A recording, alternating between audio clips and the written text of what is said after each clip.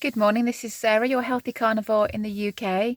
Apologies for my slightly dark shadows under the eyes. I'm seeing that as a bit of a sign of dehydration. We had a really long car journey yesterday and didn't drink enough water, so now I'm going to catch up. So I'm going to look a little bit my age today, and I do apologise. The video is entitled, If Not Carnivore, Then What? You know, if we're not doing carnivore, what are we looking at?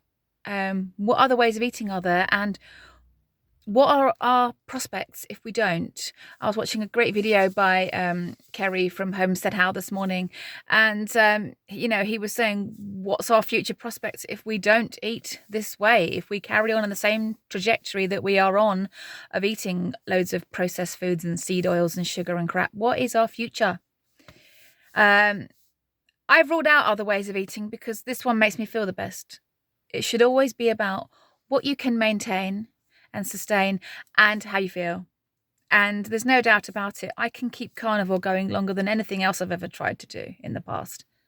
I was a Slimming World consultant back in the day, and I couldn't even really stick to that for more than a couple of months at a time. I can do carnivore for 6 months at a time, so I'm already winning with that.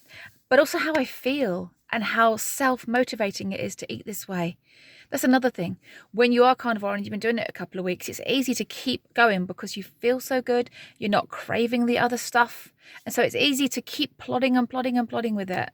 Best not to get tripped up with on holiday, but luckily I didn't. So that was nice. Now I'm just coasting. But what are my options if I don't eat this way? What are my options? It's possible that I never lose any more weight, and I've accepted that. This channel moving forward is always going to be health above weight. That's what this channel is always going to be.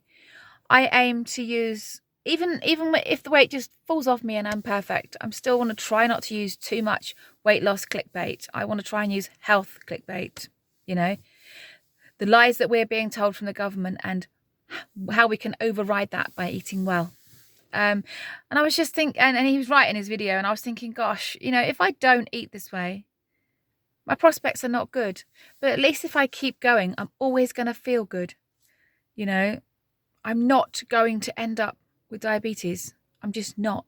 Judging by the way my sugars have come down and down and down, how can I end up with diabetes when my sugars are just beautiful?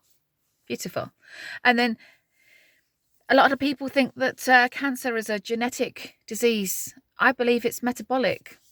I cannot believe that human bodies are just turning on themselves now. It was 1 in 4, then it was 1 in 3, and now it's 1 in 2 of us going to get cancer. And that's genetic, is it?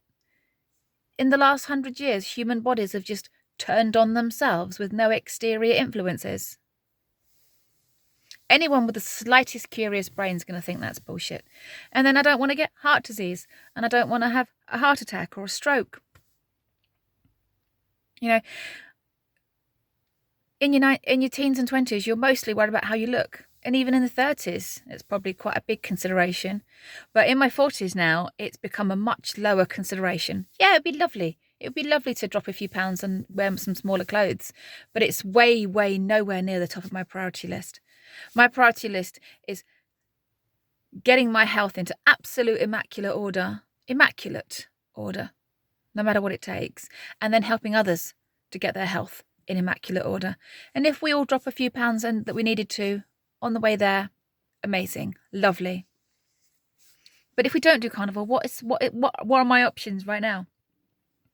I need to accept that it's possible I may never lose the weight now. My body might be so angry with me that it said, right, I'm never going to lose weight again. And now I want to see if you can do this just for health. And it's going to be surprising me because, well, I shocked my family last year by my absolute discipline. That is my word now. Absolute discipline. Discipline equals freedom.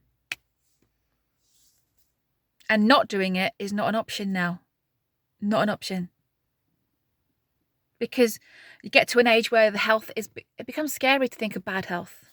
You don't think about that when you're in your teens, 20s, or even 30s.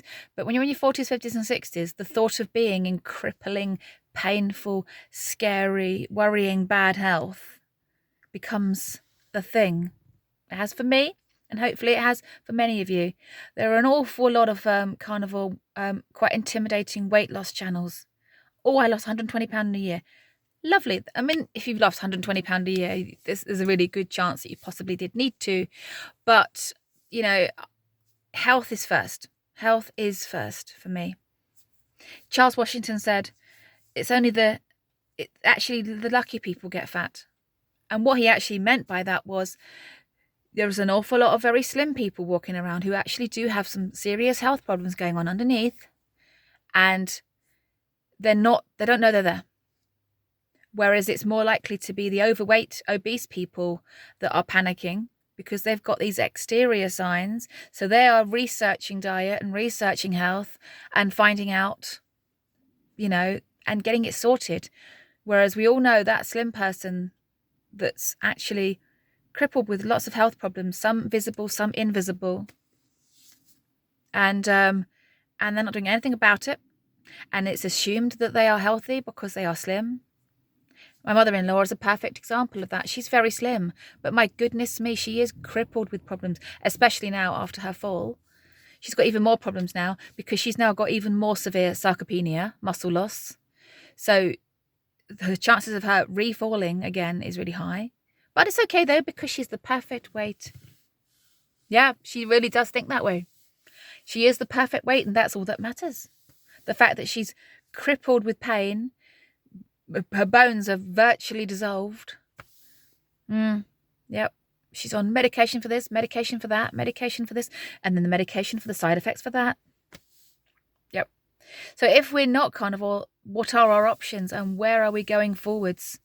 When you've found the golden ticket way of eating, it's lucky. It's frustrating too, because you know that you're one of very few people that are doing it, and so that you have to see people struggling in pain.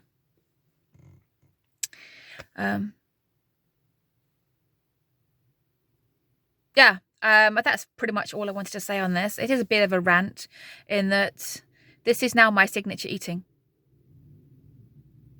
Moving forwards, even if in the end of October I have a piece of Halloween cake, I won't be happy about it. I probably won't now. I think I've really moved on from that now. This year has been a big change for me. I've done a lot of digging. A lot of discipline videos, a lot of motivation videos, a lot of just, instead of just videos about the carnivore diet, I've gone into videos on how you can get yourself into a position where you're like, this is it. This is it. I will not eat sugar again. I'm not going to eat sugar again. Seriously. Never. And it doesn't scare me. And I'm not scared. And even if I don't lose any weight moving forwards, I'm still going to do it. Because if I don't do carnivore, what am I going to do? Keep struggling? Put my blood sugar back where it was? Put my gut into distress? I owe it to myself. Do the right thing. We all owe it to ourselves to do the right thing. So, yeah. I have changed my channel to Healthy Carnivore, but I am still carnivore for life. And because it does give you life. And I'm now going to go and drink a load of water and try and rehydrate after yesterday's travels. Go and get some sun if I can later. And you have an amazing day.